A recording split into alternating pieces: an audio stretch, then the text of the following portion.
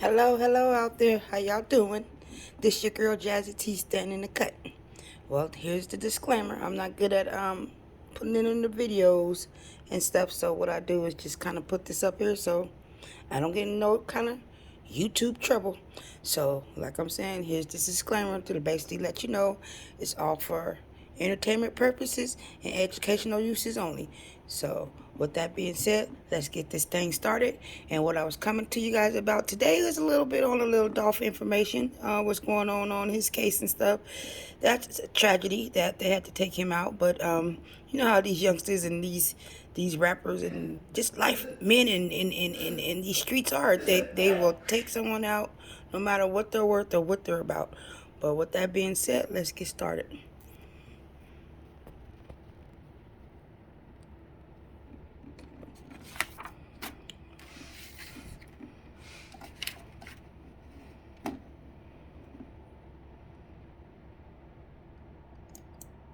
Parties as we prosecute the case, as we talk to more witnesses and talk to, in some cases, more co-defendants and cooperating witnesses.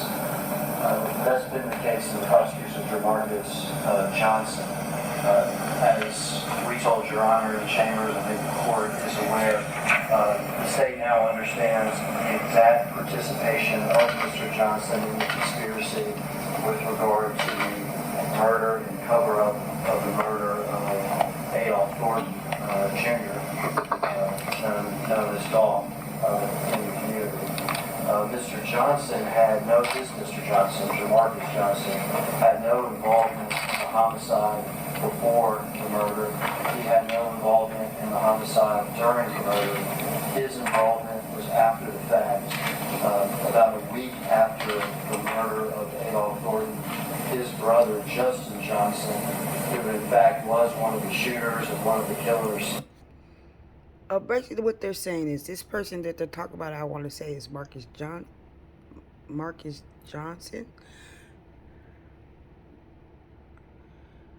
Well, I'm not sure what his name is to be exact, but the Mr. Johnson who they're speaking about basically saying that he didn't have nothing to do with it until the end of the situation, and his involvement was in due to his brother, and his brother happened to do something with it. So I think he's trying to take a plea and get off as easy as possible. But we're gonna let the judge and this video tell us a little bit more. Of Adolph Thornton Jr. came to him and gave him certain property, a car, not the car used in the murder, but nevertheless a car that Mr. Justin Johnson had possession of, and a cell phone.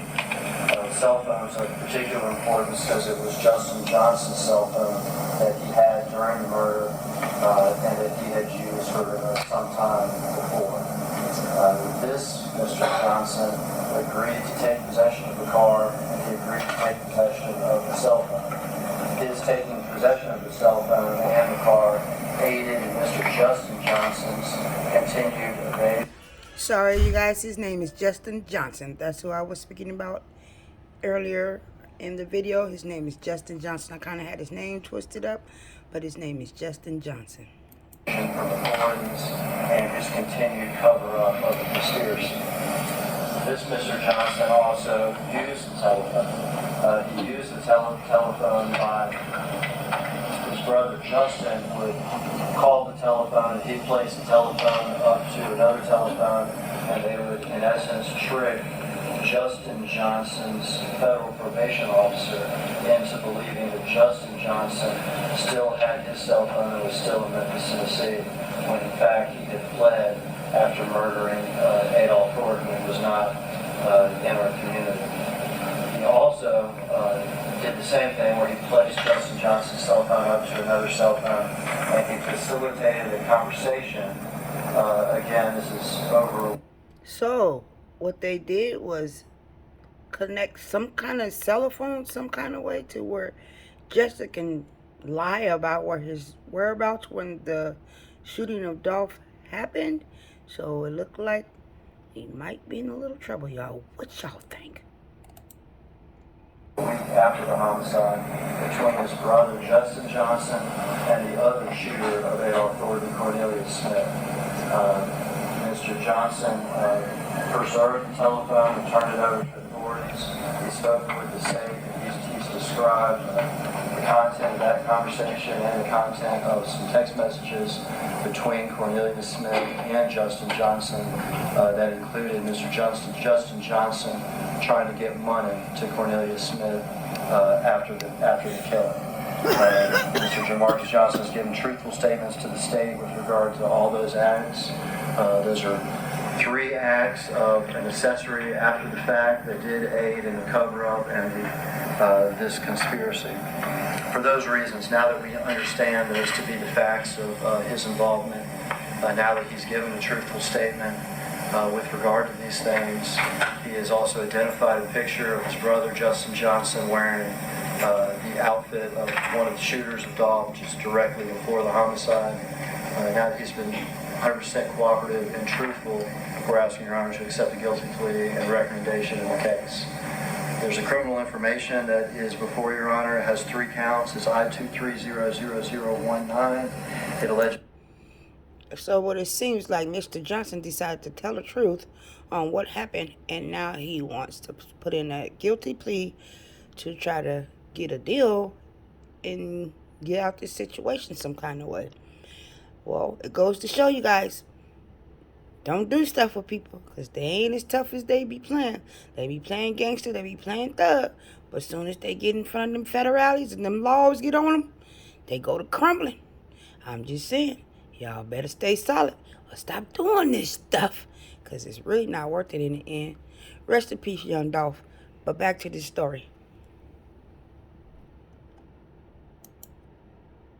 Just 3 counts of accessory after the fact for those 3 acts that I just described to the court: taking possession of the car, the cell phone, and then using the cell phone to facilitate those communications. Even though Mr. Johnson is a range 1 offender, he has no criminal history. He's agreeing by this guilty plea, which is open to the court, that he should be sentenced as a range 2 offender. These are E felonies. Range 2 for an E felony carries 2 to 4 years incarceration. He's pleading guilty to all 3 counts of the information to those 3 E felonies, 2 to 4 years incarceration. He's also agreeing that when Your Honor sentences him, that all 3 of those sentences should be consecutive to each other. So Mr. Johnson is in essence pleading guilty to the court, open to the court, to a sentence that can range between 6 and 12 years when Your Honor sentences Mr. Johnson. Sir. The parties are not asking Your Honor to sentence Mr. Johnson presently. We're asking Your Honor to delay. I was just going to say that. He's looking at least 6 years, because 2 times 3 equals 6. So, let's see. The matter to reset it for sentencing. Yes, sir. There are conditions of release pending sentencing that are outlined in a separate sentencing memorandum, which is filed with this guilty plea. Yes, sir. And at a later date, the state will request that Your Honor sentence Mr. Johnson. I've stated the facts at the start of the plea, so I ask for the counsel to stipulate to the facts. I'll just very, very briefly, basically 2 or 3 yes or no questions asked of Your Honor Mr. Johnson during the guilty plea. Yes, sir. I'll ask Your Honor to accept the plea after that. Ms. Corman. And Judge, I believe that would be the evidence the state would present in the case going to trial. We do stipulate there's a factual basis, and we're going to ask the court to accept our negotiated settlement. Mr. Corman, Mr. Hagman, thank you. Mr. Johnson, Marcus Johnson, go around, please, sir. Mr. Johnson, well, come up here with Deputy Chambers there. And once you get to the seal of Shelby County, put your left hand on the Bible and raise your right hand to be sworn, sir. Do you solemnly swear or affirm the testimony you give this cause to be the truth, the whole truth, and nothing but the truth shall be done? Thank you, sir. Mr. Hannah, Mr. Johnson, have a seat here on the witness stand, please, sir.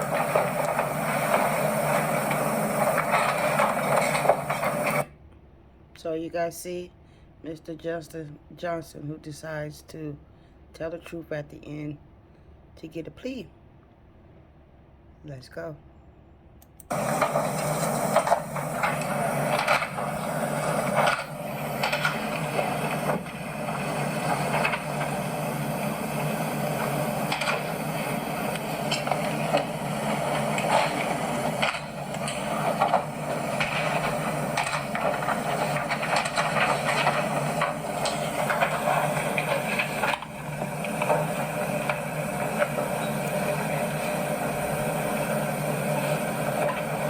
Council approach, please.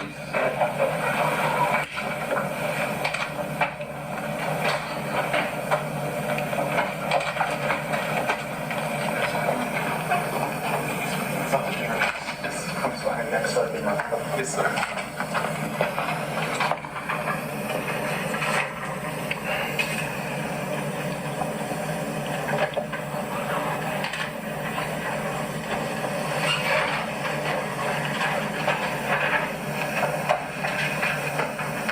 Deputy Chambers.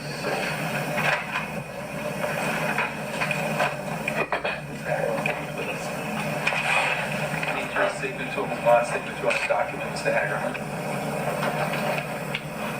Thank you, sir.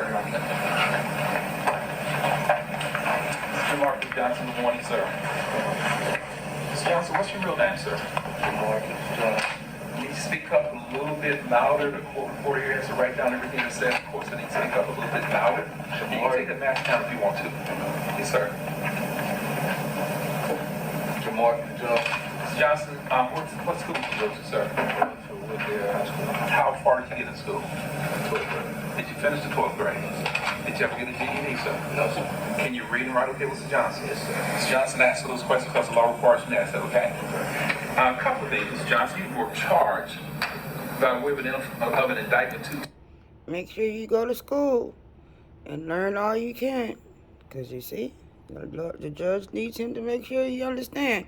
If you don't understand, you might be signing and saying yeah to something that you clearly don't understand. Or you clearly don't know what you're agreeing to. So with that being said, make sure when you get asked these questions that you understand. And if you don't, stop them. Hey, hold up, wait a minute. That don't sound right to me.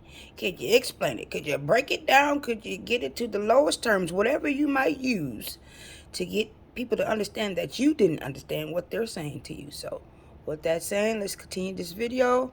Thank you for listening and watching.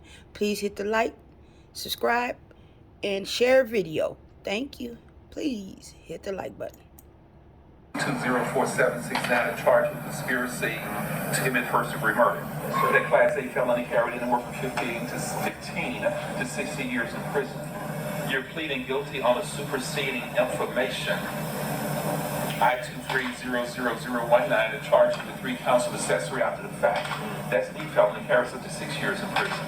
You understand that, sir? Mr. Johnson, you have a right to have this case, this charge submitted to the grand jury. When you enter a guilty plea on this information, you're waiving. You've given up your rights to have this case of accessory after the fact submitted to the grand jury. That case comes to court quicker when you plead on an information. The state will make you the best offer they will ever make on an information, but you've given up, you're waiving your rights to have this case on the accessory submitted and reviewed by the grand jury. Do you understand this, sir? Is that what you want to do, sir? Yes, sir. For the record, I'm find that Mr.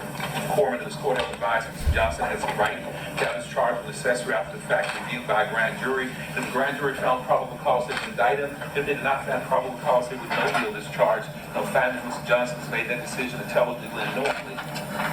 Mr. Johnson, I'm going to show you a document for the record. This is a petition for waiver of trial by jury and request for acceptance of the plea of guilty. On that bottom right-hand corner where it reads defendant, did you sign it, sir? Yes, sir. Mr. Johnson, all of your rights are above your signature. Those are your state and federal constitutional rights. Did your attorney, Mr. Corman, go over those rights with you and explain them to you, sir? Yes, sir. Do you understand the rights that you're waiving and giving up today, sir? Yes, sir. Mr. Marcus Johnson, you heard Mr. Paul Hagerman, the prosecutor, recent statements in court a few minutes ago. When you enter this guilty plea, when you enter this change of plea today, you're telling the court that if you had a trial on your case, the state of Tennessee would bring witnesses to court. Those witnesses would testify under oath. They would say things that are similar, that are consistent with what the prosecutor just read. You're telling the court, Mr. Johnson, that if the jury believed those witnesses, that jury would have enough reason to find you guilty of accessory after the fact. You understand that? Yes, sir. You have an absolute right to have a trial on your case if you wanted one. You have a right to say, Judge Crawford, not guilty of anything, and I want a trial. Judge, I am demanding a trial. And had this case been tried, you would have a right to confront and cross-examine those witnesses against you. Say you have to bring those folks to court. You can look at it in person. They would sit right there on that chair on the witness stand where you're seated. Your lawyer, Mr. Corman, would question those folks to see whether or not they are telling the truth. If a jury did not believe those witnesses, or if that jury thought they were lying or mistaken, that jury would find you not guilty and I would dismiss your case. You understand that, sir? Had you gone to trial in this case, Mr. Johnson, you would also have the right to present proof. You can put on witnesses if you wanted to. You can present evidence. You don't have to do anything at a trial ever.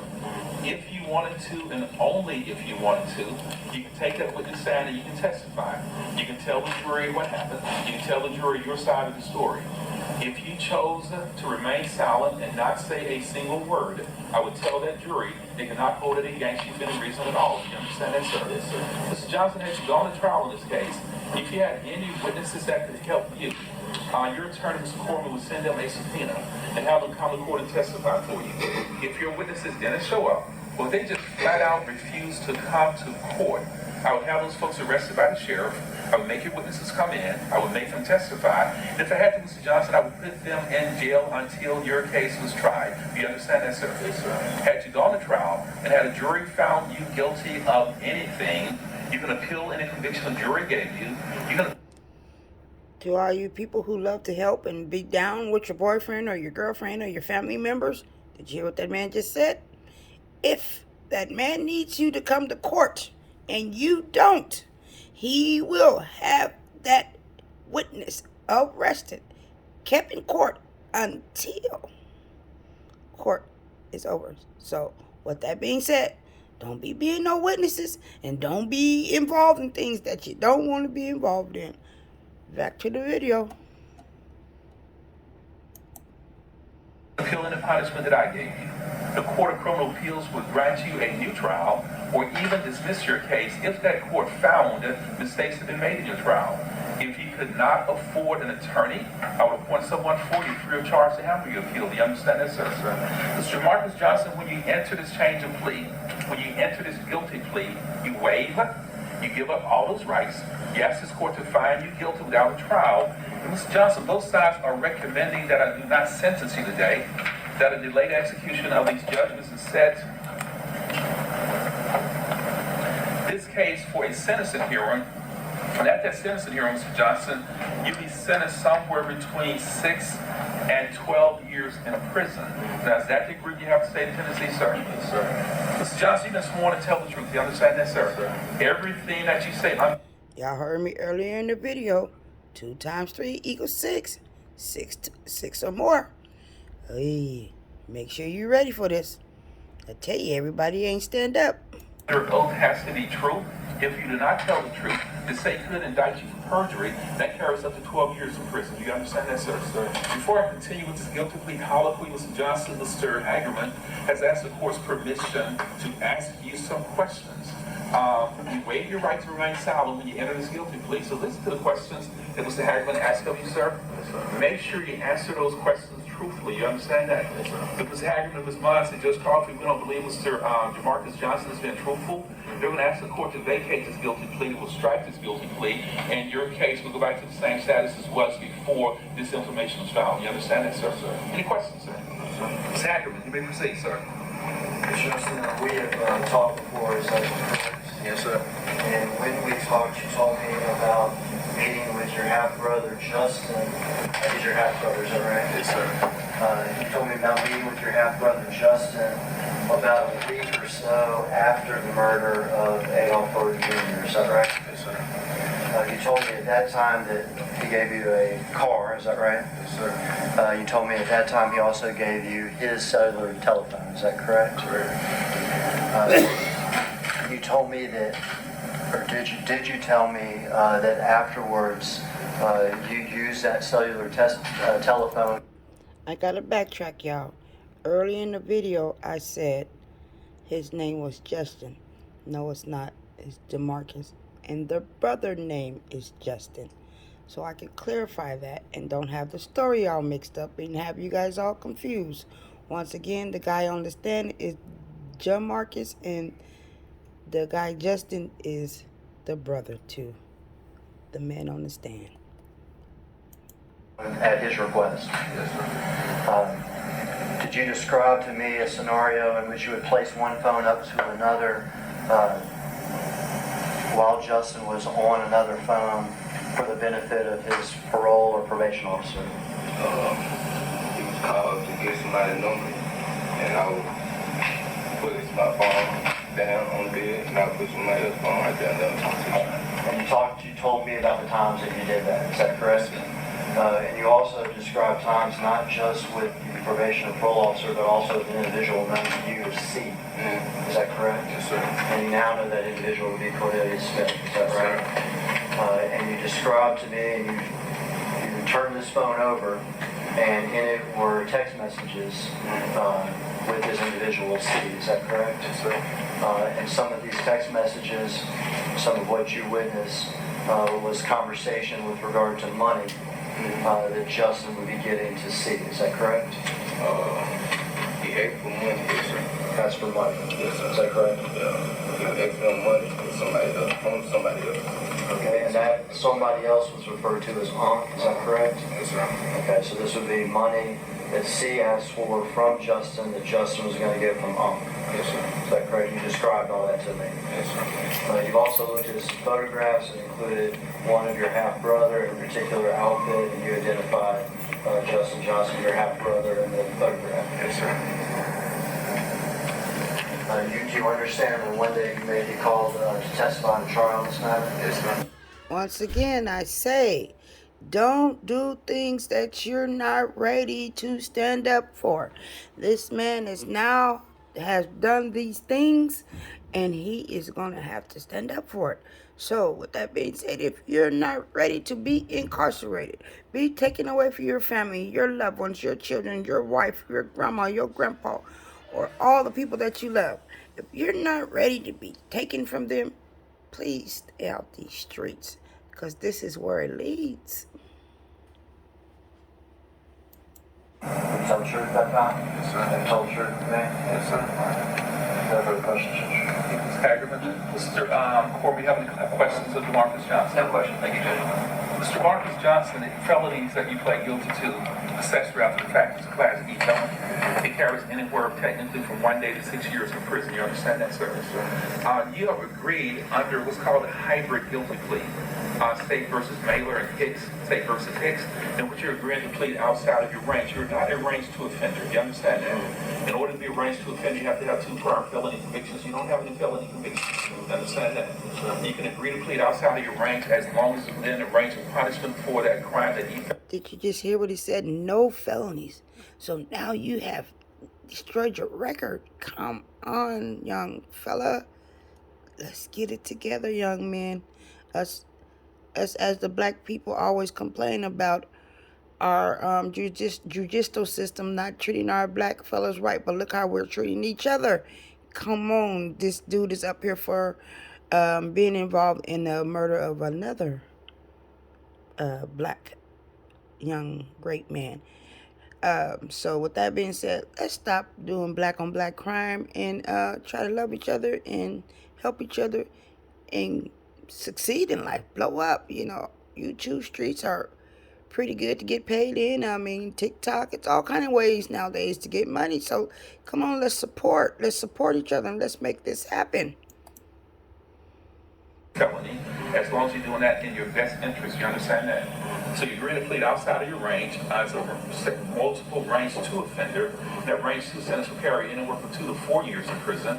And you've also agreed that at your sentencing hearing, you will be sentenced to consecutive sentences on these 3 counts. So it's a minimum sentence of 6 years in prison to as much as 12 years in prison. Do you understand that, sir?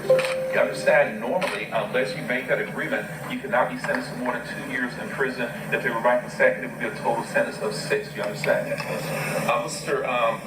Johnson, once the court sentences you, you lose all of your rights to citizenship. You understand that, sir? Yes, sir. If you're sentenced on this case, in order to serve the sentence in prison, you've been convicted felon. That felony conviction will be on your record forever. You understand that, sir? Yes, sir. If you were sentenced to penitentiary sentence, even placed on probation, would have to render you influence for the rest of your life. You lose all of your rights to citizenship. For instance, you lose the right to vote. You cannot vote until you completed that sentence, and the right to vote was restored or given back to you by a judge in circuit court or by a certificate from the Tennessee Department of Correction. Do you understand that, sir? As a convicted felon, Mr. Johnson, you can never serve on a trial jury. You can never possess. You can never carry. You can never buy. You can never own. throw this disclaimer in there one more second just to make sure they know that this is just me trying to show the world, like, be easy out on these streets. But once again, educational uses and entertainment purposes only. No more, no less. Thank you, YouTube. But back to the video.